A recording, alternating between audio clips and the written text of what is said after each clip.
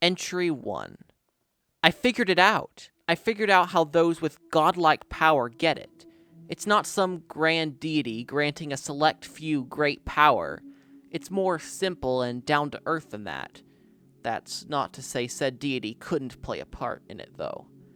But before I can explain my epiphany, I must explain two things: how powers work in this world and the magical tier system used to categorize people.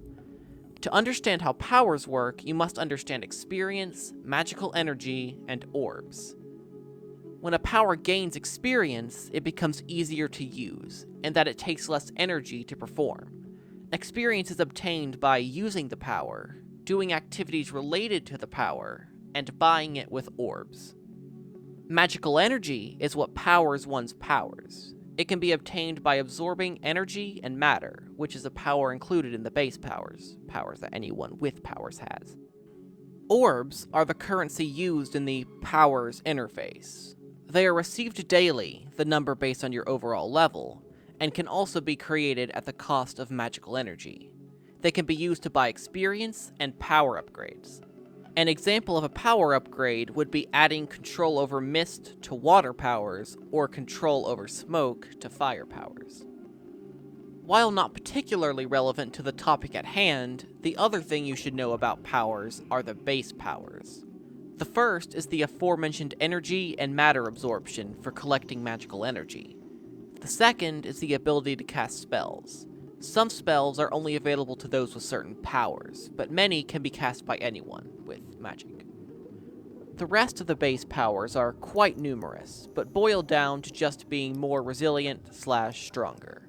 It includes stuff like harder to break skin, bones, and the like, resistance or immunity to most poisons and tranquilizers, and resistance to mind control. These powers can be toggled if they ever need to be. Now that you understand powers, we can move on to the magical tier system. There were previously thought to be 4 tiers, but I have discovered that there are only 3. Tier 1 consists of everyone who has no powers.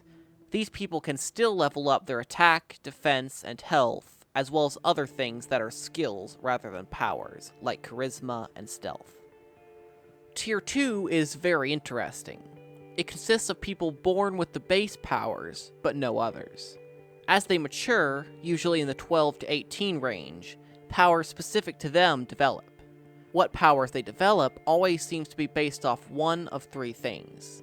Their personality, for example, if they are a shy person, they will likely develop invisibility. Common activities, for example, if they sword fight a lot, they'd likely develop enhanced reflexes and the ability to summon a special sword. Or things they enjoy. For example, if they really enjoy Spider-Man, they'd likely develop web-slinging powers, or something similar. Tier 3 is the rarest and most powerful by far. They are born with all possible powers for Tier 2s available to them, but at this point only the base powers are unlocked. They have one more use for orbs, which is to buy powers themselves. These powers don't include actual immortality, but the ability to stop aging mixed with the leveled up base powers, defensive powers, and healing powers basically achieve immortality. This is where my epiphany comes in. If you're a practically immortal being working with a system of leveling up, the power-limiting constraints of time and aging have no hold on you, meaning you can get as powerful as you want, and more.